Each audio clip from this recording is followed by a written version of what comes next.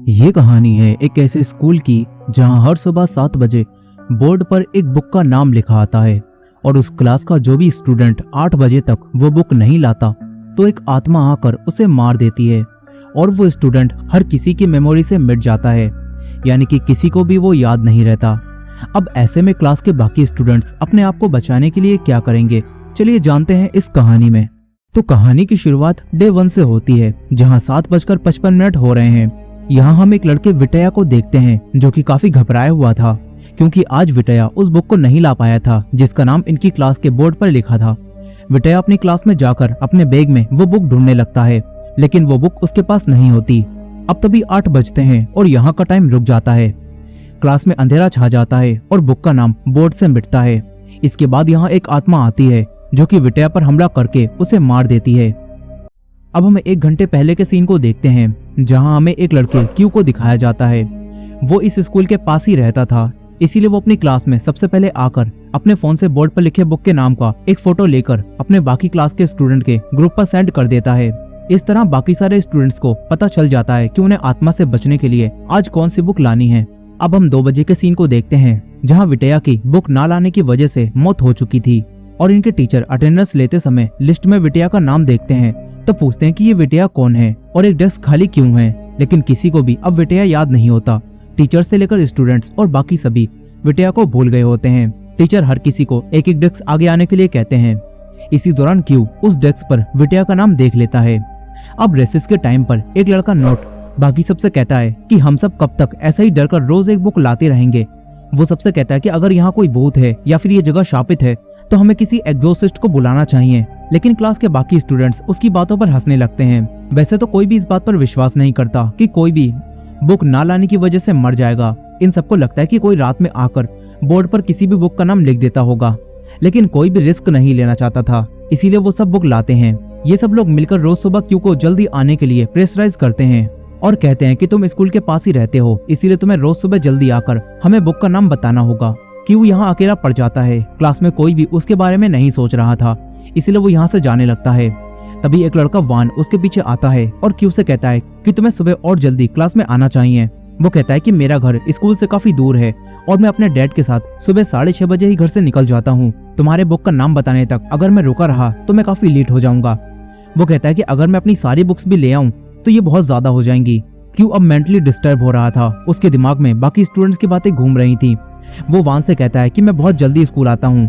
वान कहता है कि तुम्हें और भी जल्दी स्कूल आना चाहिए। अब तभी यहाँ एक लड़की 10 आती है।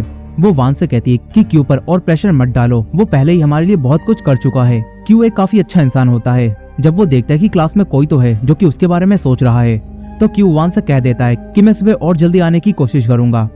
अब वान यहाँ से चला जाता है। यही वही लड़का नोट छुपकर 10 और क्यू को देख रहा होता है क्योंकि 10 उसकी गर्लफ्रेंड होती है। अब अगले दिन सुबह 7 बजे के सीन को दिखाया जाता है जहाँ क्यू स्कूल में आता है और वो आराम से ब्रेकफास्ट करने लगता है। क्लास के बाकी स्टूडेंट्स फोन पर मैसेज करके उससे बुक का नाम पूछ रहे होते हैं, लेकिन क्यू सबको इग्नोर करता है। वो सोचता है कि वो दूसरों के प्रेशर में आकर कब तक ये सब करता रहेगा। क्यू आराम से ब्रेकफास्ट करता है। तभी एक लड़का उसके पास आता है और कहता है क्यू तुम इतनी जल्दी स्कूल कैसे आ गए? तुम्हारी क्लास का तो अभी कोई भी स्टूडेंट अब तक स्कूल नहीं आया है। यहाँ क्यू और उसके क्लास के दोस्तों के अलावा स्कूल का कोई भी स्टूडेंट या टीचर उस क्लास के कर्ज के बारे में नहीं जानता था, इसीलिए किसी को भी नहीं पता होता कि क्यू जल्दी क्यों आया है। अब क्यू उस लड़के से कहता है कि वो लोग जल्दी ही आ जाएंगे। इसके बाद वो लड़का यहाँ से चला जाता है। इसी दौरान हम देखते हैं कि कोई क्यू को देख रहा है। अब तभी क्यू के पास उसी लड़की 10 का मैसेज आता है। वो क्यू से पूछती है कि तुम ठीक तो हो ना, आज तुम ग्रुप चैट पर नहीं हो, मुझे तुम्हारी चिंता हो रही है। क्यू जब इस मैसेज को देखता है तो सोचता है कि कोई तो है जो कि उसकी चिंता कर रहा है, इसीलिए क्यू भागता हुआ क्लास में जाता है और बोर्ड पर लिखे बुक के नाम का फोटो क्लिक करके 10 और बाकी स्टूडेंट को सेंड कर देता है। इसके बाद क्यू बोर्ड से नाम मिटाकर वहीं बैठ जाता है। तभी उसे ऐसा लगता है कि उसके आसपास कोई तो है। क्यू दरवाजे के पास जाता है, तभी उसे मिरर में एक लेडी की आत्मा दिखती है। क्यू काफी डर जाता है। वो पीछे मुड़ता है लेकिन वहां अब कोई भी नहीं होता। क्यू डरते हुए बाहर चला जाता है।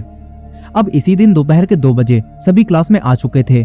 क्यू के साथ फिर से अजीब चीजें हो रही थी। अचानक से क्लास में अंधेरा छा जाता है और क्यू के अलावा सभी लोग पोजेस्ड होकर अपने हाथ पर पेन मारने लगते हैं। क्यू काफी डर जाता है। तभी उसे विटया और उसी लेडी की आत्मा दिखती है। अचानक से क्यू के टीचर उसे आवाज लगाकर होश में लाते हैं। क्यू देखता है कि यहाँ सब कुछ ठीक है और जो उसे दिखा था वो सब उसका वहम था। लेकिन क्यू अब भी काफी डरा हुआ होता है। इसी दौरान हम देखते हैं कि विटिया की आत्मा सच में यही क्लास में मौजूद है। अब बेल बजती है और सभी लोग अपने घर जाने लगते हैं। तभी वही लड़का नोट क्यू को रोक लेता है और उससे कहता है कि तुमने आज सुबह इतनी लेट बुक का नाम क्यों बताया। क्यू बहाना बनाता है कि वो लेट हो गया था, लेकिन नोट कहता है कि एक लड़के ने तुम्हें ब्रेकफास्ट करते हुए देखा था। तभी 10 क्यू को बचाते हुए कहती है कि क्यू मैसेज भेजने के बाद ब्रेकफास्ट कर रहा होगा और तभी उस लड़के ने क्यू को देखा होगा। क्यू भी हाँ कर देता है। इसके बाद वो सब लड़के क्यू को अगले दिन भी जल्दी आने के लिए प्रेशराइज करने लगते हैं। क्यू उन सब से कहता है कि जब से वो जल्दी आ रहा है तो उसके साथ क्लास में अजीब अजीब चीजें हो रही हैं। क्यू उन सभी को उसी डेस्क पर विटिया का नाम भी दिखाता है और कहता है कि टीचर की लिस्ट में भी किसी विटिया का नाम था, तो हो सकता है कि विटिया हमारा दोस्त हो जो कि इस कर्ज की वजह से मर गया हो और हम सब उसे भूल गए हैं। लेकिन कोई भी इस बात पर विश्वास नहीं करता। वो लड़का नोट कहता है कि अगर तुम्हें नहीं आना तो साफ साफ कहो, ये बेकार की बातें मत बनाओ। नोट क्यू से कहता है कि अगर ये सब तुम्हारे साथ हो रहा है तो इसे साबित करो। इसके बाद वो सब क्यू को कल भी जल्दी आने के लिए मजबूर करते हैं और उस पर हंसने लगते हैं। 10 क्यू को यहाँ से चलने के लिए कहती है। क्यू यहाँ से चला जाता है, लेकिन नोट को ये पसंद नहीं आता कि उसकी गर्लफ्रेंड किसी और का साथ दे रही है। इसीलिए नोट 10 का हाथ पकड़ लेता है, लेकिन 10 अपना हाथ छुड़ाकर यहाँ से चली जाती है। वहीं क्यू काफी दुखी होता है, उसके साथ कोई भी नहीं होता, लेकिन एक ऐप पर उसके कुछ ऑनलाइन दोस्त होते हैं। क्यू उन सब से बात करके ही अपना मन हल्का कर लेता है। अब तीसरे दिन के सीन को दिखाया जाता है, जहाँ 6:30 पर क्यू स्कूल पहुंच जाता है। वो सबको मैसेज करके बताता है कि वो स्कूल पहुंच चुका है। स्कूल इस वक्त बिल्कुल खाली होता है क्योंकि सारे क्लासमेट उसे जल्दी क्लास में जाकर बुक का नाम बताने के लिए कहते हैं। क्यू अब क्लास की तरफ जाता है, लेकिन उसे काफी डर लग रहा होता है। क्यू अपनी क्लास के अंदर पहुंच जाता है और बोर्ड पर बुक का नाम भी लिखा होता है। क्यू अपने फोन से पूरे ग्रुप के साथ वीडियो कॉल से जुड़ता है और उन्हें बुक का नाम दिखाता है। तभी उसी लेडी की आत्मा आकर क्यू को पकड़ लेती है और उसका गला दबाने लगती है। क्यू वहीं बेहोश हो जाता है। थोड़ी देर बाद जब क्यू को होश आता है तो वो मेडिकल रूम में होता है। 10 उसके पास होती है। क्यू को सब कुछ याद होता है कि उसने उस लेडी की आत्मा को देखा था। यही 10 क्यू से पूछती है कि तुम ठीक तो हो ना। वो कहती है कि जब तुम वीडियो कॉल पर थे तो अचानक से कैमरा ऑफ हो गया था और फिर हमने तुम्हें क्लास में बेहोश पाया।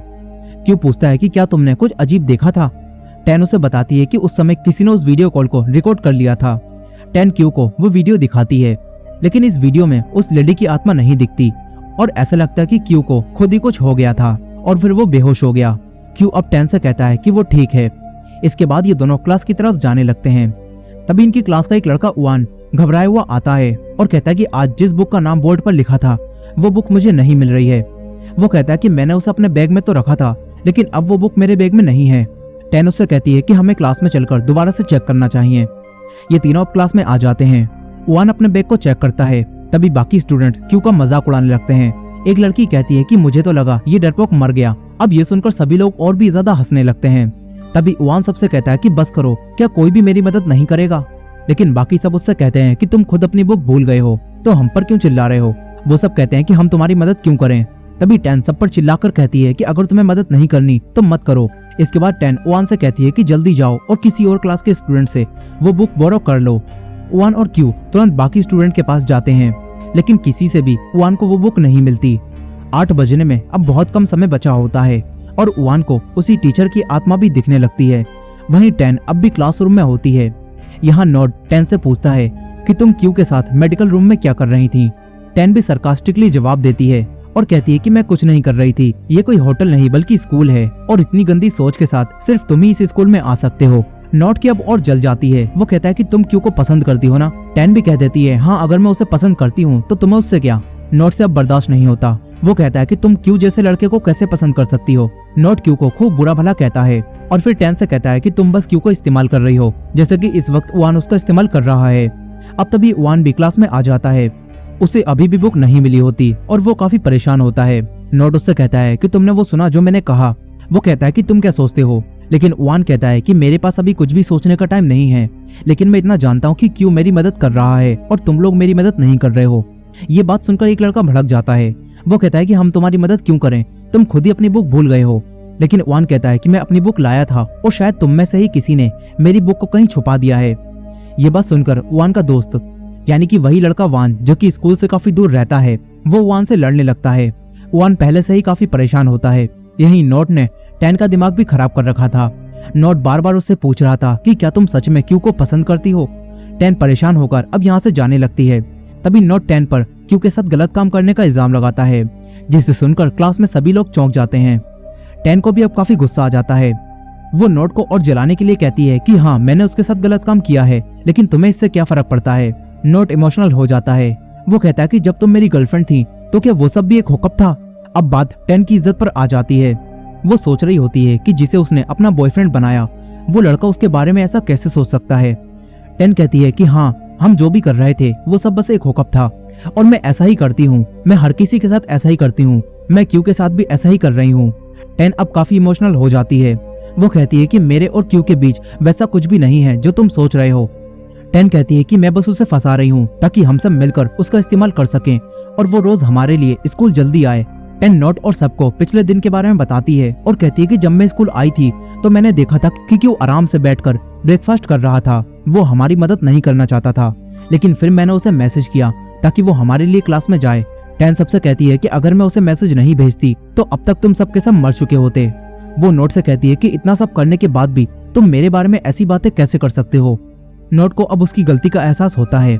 क्लास में सभी लोग इनकी बातें बड़े ही ध्यान से सुन रहे होते हैं, मानो कोई सीरियल चल रहा हो।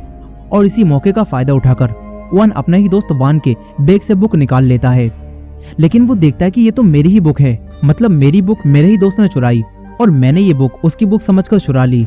यानी कि यहाँ सभी लोग अपनी जान बचाने के लिए हर एक हद को पार कर चुके हैं। वान से कहता है कि तुमने मेरी बुक क्यों चुराई। वान कहता है कि ये तुम्हारी बुक कैसे हो सकती है, इस पर तो तुम्हारा नाम भी नहीं लिखा है। इस पर वान कहता है कि भले ही इस पर मेरा नाम ना लिखा हो, लेकिन मैंने अपनी बुक पर उसी घोस्ट की पिक्चर बनाई थी जो कि इसी बुक पर है। अब ये देखकर सभी लोग वान को बुरा भला कहने लगते हैं और कहते हैं कि ये अपने दोस्त के साथ ही ऐसा कैसे कर सकता है। वान यहाँ से जाने लगता है। तभी वान उससे कहता है, ओ शेलफिश, चोर कहीं के, कहाँ जा रहा है तू। वान की शक्ल रोने जैसी हो गई होती है। वो सबसे कहता है कि मैं इसे चुराना नहीं चाहता था, ये सब क्यू की वजह से हुआ है। क्यू भी अब यहाँ आ गया होता है। वान सबसे कहता है कि उसने आज लेट बुक का नाम बताया और मैं जल्दबाजी में उस बुक को बैग में डालकर अपने डैड के साथ घर से निकल गया, लेकिन फिर वो बुक मेरे डैड की कार में ही छूट गई और तब मजबूरन मुझे वान की बुक चुरानी पड़ी। वान कहता है कि अगर मैं ऐसा नहीं करता तो तुम सबके सब मुझ पर हंसते और मेरे साथ वैसा ही करते जैसा तुम सब वान के साथ कर रहे थे। अब ये सुनकर क्यू को गुस्सा आता है। वो वान के एक पंच मारता है और उससे कहता है कि तुम अपनी बुक खुद भूल गए और इसका इल्जाम मुझ पर लगा रहे हो। अब तभी 8 बजते हैं और बेल बजती है। वान तुरंत ही उठकर वान से बुक छीन लेता है। इसके बाद यहाँ का टाइम रुक जाता है और उन्हीं लेडी टीचर की आत्मा यहाँ आ जाती है। अब क्योंकि वान के पास बुक नहीं थी, इसीलिए वो आत्मा यहाँ आकर वान पर हमला कर देती है। वान बचकर भागता है, लेकिन वो आत्मा उसे पकड़कर मार देती है। अब चौथे दिन के सीन को दिखाया जाता है, जहाँ क्यू आज सुबह भी 7 बजे स्कूल पहुंच जाता है। मीनवाइल हमें दोपहर के समय को भी दिखाया जाता है, जहाँ पूरी क्लास में सिर्फ क्यू ही अकेला होता है और उसके टीचर को भी कोई और याद नहीं होता। दरअसल सुबह क्यू जब स्कूल आया तो उसने उस बुक का नाम बोर्ड से मिटा दिया जो कि आत्मा ने लिखा था और किसी और बुक का नाम बाकी स्टूडेंट के ग्रुप पर सेंड कर दिया, क्योंकि कल क्यू ने 10 और नोट की सारी बातें सुन ली थी और वो जान चुका था कि हर कोई उसका इस्तेमाल कर रहा है। इसीलिए क्यू ने सबसे बदला लेने के लिए उन्हें गलत बुक का नाम बताया और सभी लोग वही बुक ले आए। सिर्फ क्यू के पास ही सही बुक थी और जब 8 बजे तो फिर से टाइम रुक गया और आत्मा सबको मारने यहाँ आ गई। सभी बचकर भागे। आत्मा ने सबसे पहले 10 को पकड़कर मार डाला। ये लड़की बहुत तेज चल रही थी। इसके बाद विटया की आत्मा ने नोट को भी मार डाला, क्योंकि जिस दिन विटया की बुक गायब हुई थी तो वो बुक असल में इसी लड़के ने चुराकर 10 को दे दी थी। अब इसके बाद सभी स्टूडेंट भी आत्मा के द्वारा मारे गए और सिर्फ क्यू ही बचा। कहानी के आखिर में हमें कई साल पहले का एक सीन दिखाया गया, जहाँ से हमें पता चला कि इसी स्कूल के इसी क्लासरूम में एक टीचर ने अपने सभी स्टूडेंट्स को मारकर खुद को मार लिया था और इस तरह ये क्लास शापित हो गई थी और ये सब होने लगा था।